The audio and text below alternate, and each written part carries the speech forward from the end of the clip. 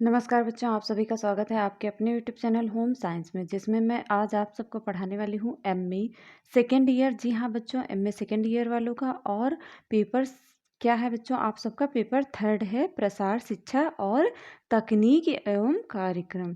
तो बच्चों, इसमें आज हमने कुछ बहुत ही महत्वपूर्ण प्रश्नों को शामिल किया है, जो शॉर्ट प्रश्न है और आप सबके पेपर के लिए भी बहुत ही इम्पोर्टेंट है। तो बच्चों, आगे बढ़ने से पहले आप सबसे रिक्वेस्ट है, चैनल को सब्सक्राइब कर लें और वीडियो को शेयर कर दें, जिससे और भी बच्चे इसका लाभ उठा सकें, क्योंकि आप सबका पेपर बहुत नज़दीक है। तो बच्चों, मन तन धन अपनी लगन से पढ़ाई पर फोकस करें। तो आगे बढ़ते हैं बच्चों। क्या है हमारा प्रश्न? कुछ ही समय में हम बहुत स्पीड के साथ तैयार करेंगे, बहुत स्पीड के साथ देखेंगे। तो आप सब समझने का प्रयास करना, और नहीं समझ में आता है तो फिर से रिपीट करके वीडियो देख सकते हैं, जिससे आप सबको आसानी से समझ में आएगा। तो प्रश्न हमारा क्या कह रहा है? मूल्यांकन से क्या आशय है? बताइए बच्चों, मूल्यांकन से क्या आशय है? या आपका तो सांख्यिकी पद्धति में भी है, लेकिन आपके प्रसार शिक्षा में भी आप जैसे प्रसार शिक्षा करेंगे तो आपको मूल्यांकन करना पड़ेगा। तो इससे क्या मतलब होता है, क्या आशय है, इसके बारे में बताना है। तो जो हमारे क्या थे बच्चों? क्लिंगबर्ग थे। क्लिंगबर्ग के अनुसार इन्होंने कहा कि मूल्यांकन वह प्रयास है। जी हाँ बच्चों, जो मूल्यांकन होता है एक ऐसा प्रयास होता है जिसके द्वारा यह जाना जाता है कि कार्यक्रम चलने के क्रम में तथा कार्यक्रम संपन्न होने के पश्चात कौन कौन से परिवर्तन आए तथा इन परिवर्तनों का श्रेय कार्यक्रम को कहाँ तक दिया जा सकता है।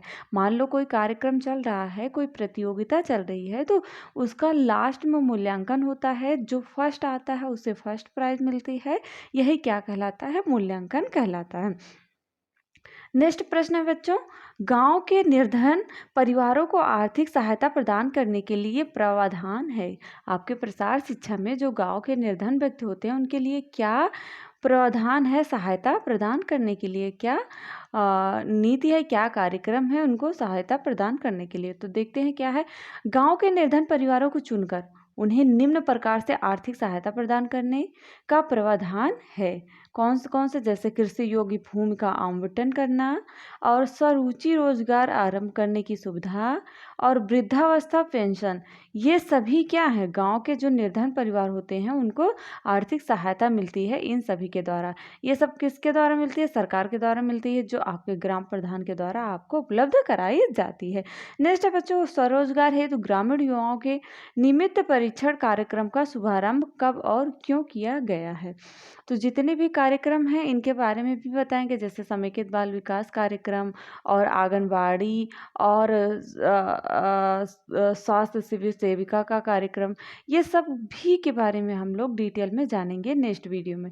तब तक के लिए ये सब देखें, बहुत ही इंपॉर्टेंट है। सारे शॉर्ट आंसर हैं, जो सारे शॉर्ट आंसर हैं ये सब बहुत ही महत्वपूर्ण हैं। तो जैसा कि आप सबने देखा कि स्वरोजगार हेतु ग्रामीण जो युवा थे उनके लिए क्या निमित्त प्रशिक्षण कार्यक्रम का आरंभ किया गया। तो सब देखते हैं। सन 15 अगस्त सन 1979 को, जब 15 अगस्त सन 1979 अर्थात आपका देश आज़ाद होने के कुछ समय बाद को स्वरोजगार हेतु, स्वयं के रोजगार हेतु ग्रामीण युवाओं के निमित्त परीक्षण कार्यक्रम का शुभारंभ हुआ। किसका आरंभ हुआ? निमित्त परीक्षण कार्यक्रम का। कब? 15 अगस्त सन 1979 में। इसका उद्देश्य 3,500 रुपये प्रतिवर्ष से कम आमदनी वाले परिवारों में से 18 से 35 आयु वर्ग के ग्रामीण युवकों को प्रशिक्षित करना था। जिससे क्या था? जिससे वह अपना व्यवसाय चलाकर जीविका उपार्जन कर सकें। तो बच्चों, ये कार्यक्रम बहुत ही अच्छा साबित है मेरे ख्याल से, क्योंकि जीविका उपार्जन करने के लिए जो व्यवसाय चला करके काम कर करके कुछ महिलाएं हैं जो प्रशिक्षित नहीं हैं, वो इन सभी का लाभ उठा सकती हैं। नेक्स्ट प्रश्न है बच्चों, समेकित बाल विकास सेवा अर्थात ICDS। आप सब ने ICDS देखा होगा, पर ये नहीं पता है जो इसमें हम बताने वाले हैं। तो ध्यान से सुनना। क्या है बच्चों? समेकित बाल विकास सेवा अर्थात ICDS एक अनूठी योजना है। क्या है बच्चों? एक अनूठी योजना है जो भारत ने अपने बच्चों को उपहार स्वरूप दी है।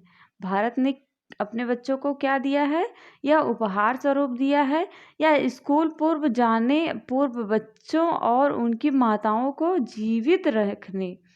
जो समेकित बाल विकास था, वो जो स्कूल से पूर्व के बच्चे थे और उनकी जो माताएं थीं, उनको जीवित रहने के लिए, अर्थात उनकी मृत्यु दर को कम करने के लिए, जीवित रहने की दर को बढ़ाने के लिए उन्हें स्वस्थ पौष्टिक भोजन तथा सीखने के अवसर प्रदान कराने वाली एक महत्वाकांक्षी योजना थी। या जो समेकित बाल विकास योजना है, ये आपके जैसे आंगनबाड़ी में लागू होता है और आपके छोटे स्कूलों में भी लागू होता है। सॉरी बच्चों। नेक्स्ट प्रश्न है, मूल्यांकन के प्रकार बताइए। मूल्यांकन के कितने प्रकार हैं? तो बच्चों 6 प्रकार हैं।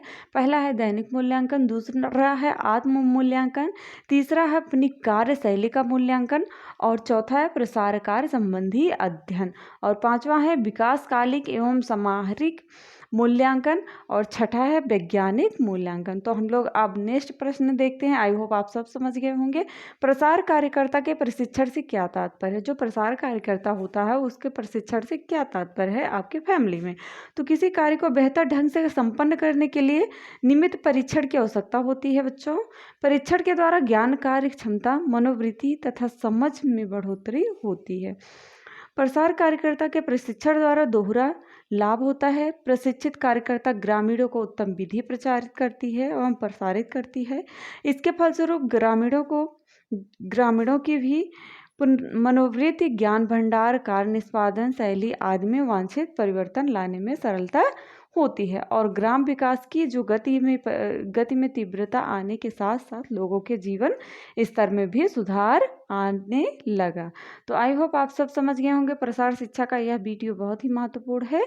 तो मिलते हैं नेक्स्ट वीडियो में नेक्स्ट टॉपिक के साथ। तब तक के लिए जय माता रानी।